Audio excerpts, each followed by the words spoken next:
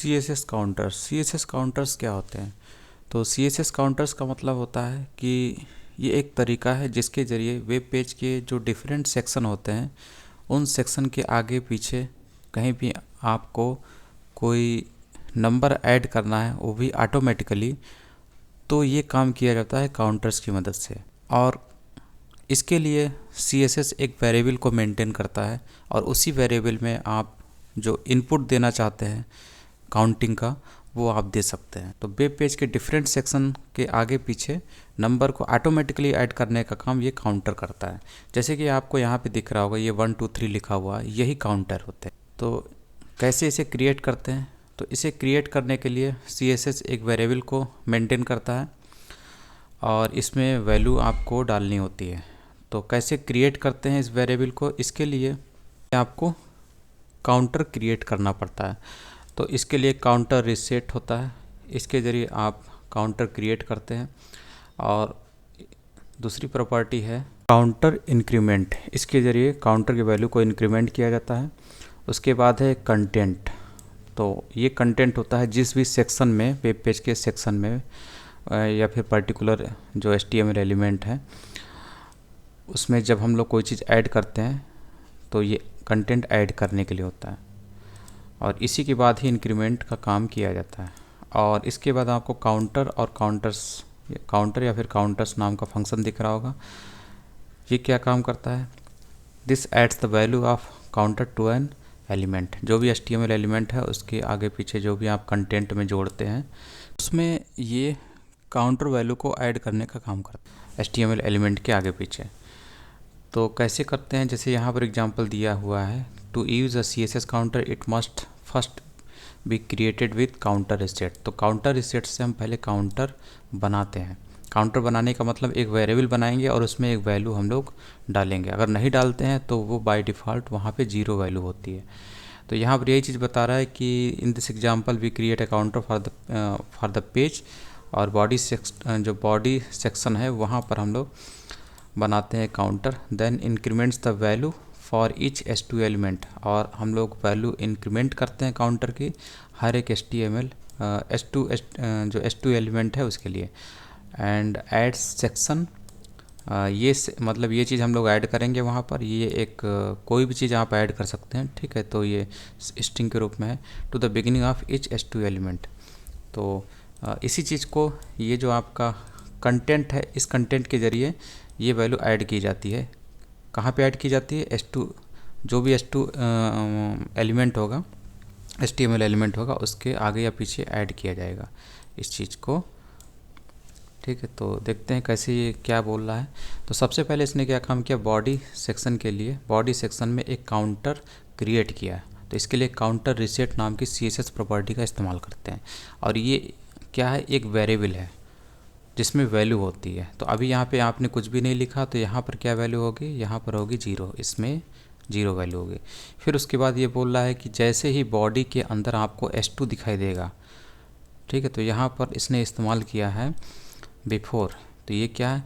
ये SIDO element है। तो सीडो एलिमेंट क्या होते हैं? इनको आप डबल कॉलन से दिखाते हैं। और ये बता रहा है कि S2 के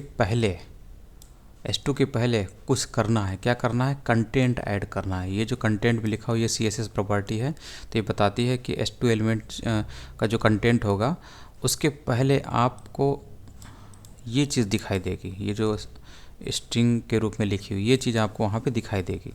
इसके अंदर जो वैल्यू पड़ी हुई है वही यहाँ पे पास की जा रही है, ठीक है। तो इसकी वजह से क्या होता है? इससे फाइनल वैल्यू आपको एक मिल जाती है और वही इस सेक्शन के आगे जस्ट आपको ऐड होती हुई दिखाई देगी। क्योंकि काउंटर एक मेथड है जिसकी कॉलिंग यहाँ पे हो रही है, उसी से आपको ये वैल्यू मिल जाती है। कुछ इस तरीके से इसको देख लेते हैं। जैसे कि यहाँ पर आपको ये दिख रहा होगा, यहाँ पर S2 एलिमेंट कितने हैं? 1 2 3 4 5 एलिमेंट हैं। और ये बोल रहा है कि H2, यहाँ पे तो आपने काउंटर रीसेट से काउंटर क्रिएट किया इस नाम से, सेक्शन नाम से। ये एक वेरिएबल है जिसमें एक वैल्यू डिफ़ॉल्ट रूप से पड़ी हुई है, मान लीजिए 0 है, 0 पड़ी होती है। और ये सीडो एलिमेंट है, ठीक, सीडो एलिमेंट ये बिफोर। तो ये बताता है कि S2 के पहले ऐड किया जाएगा। क्या ऐड किया जाएगा? जो भी कंटेंट में कंटेंट के आगे CSS प्रॉपर्टी में वैल्यू ग्रुप में लिखा हुआ है, तो ये चीज़ ऐड की जाएगी। तो इसमें क्या है, इसमें लिखा हुआ है सेक्शन, ठीक है, ये सेक्शन लिखा हुआ है, ये एक स्ट्रिंग है।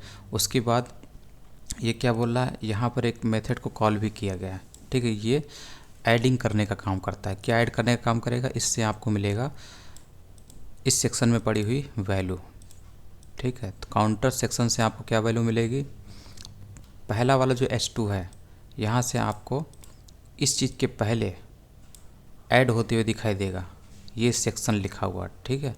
और उसके बाद इससे आपको क्या वैल्यू मिलेगी, सेक्शन में जो वैल्यू है वो मिलेगी, ठीक है। तो यही इसीलिए यहाँ पर 1 जो दिख रहा है, ये जो 1 है, ये वैल्यू आपको यहाँ से दिख रहा है इतना, ठीक।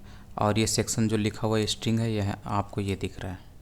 और उसके बाद ये कॉलन भी एक स्ट्रिंग के रूप में है, तो ये यहाँ पे दिख रहा है, ठीक है। तो ये पहला S2 जो है, पहला जो S2 एलिमेंट है, इसमें HTML ट्यूटोरियल लिखा हुआ है, इसके पहले आपको ये चीज़ लिखी हुई दिख रही है, सेक्शन से लेके कॉलम तक की चीज़ क्यों दिख रही है, क्योंकि इसे कंटेंट के जरिए इस S2 पहले वाला जो S2 एलिमेंट है बिफोर की वजह से उसके पहले ऐड किया गया है, इसीलिए आपको यहाँ पे दिख रहा है।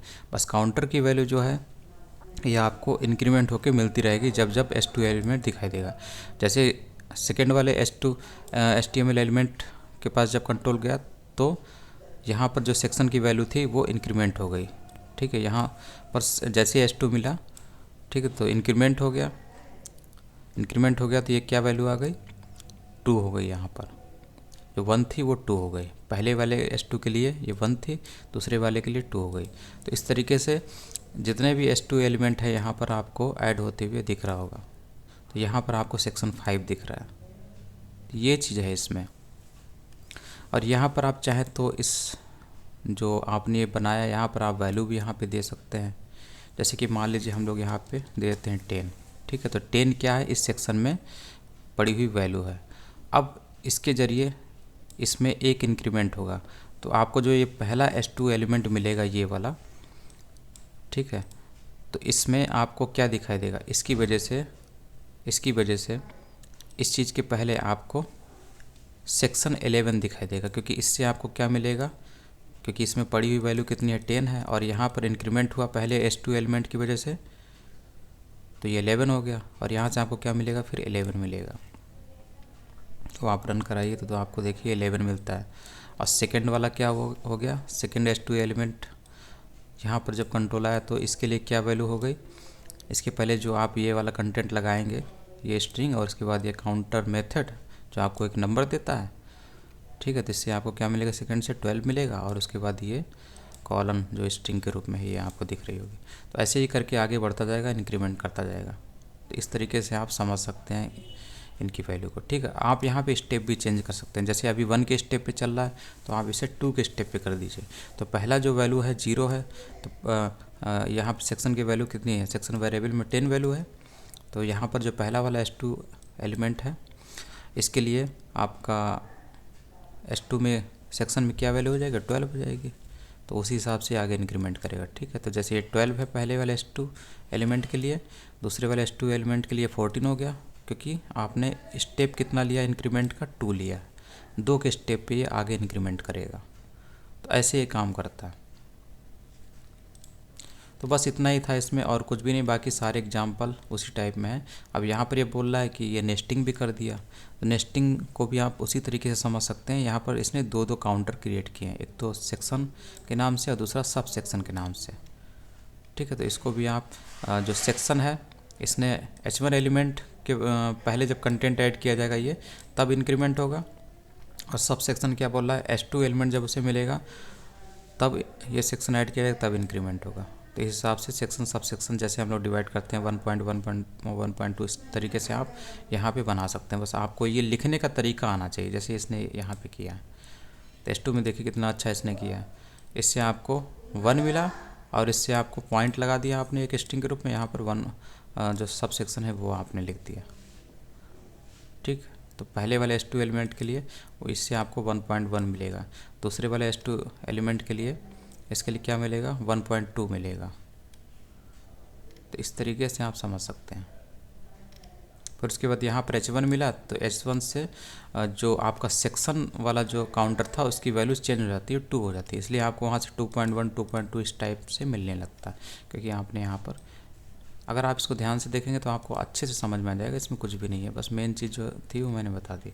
और यहाँ पर आपको दिख रहे होंगे ये 3 प्रॉपर्टीज़ है और ये मेथड है जो कि वैल्यू ऐड करने का काम करता है।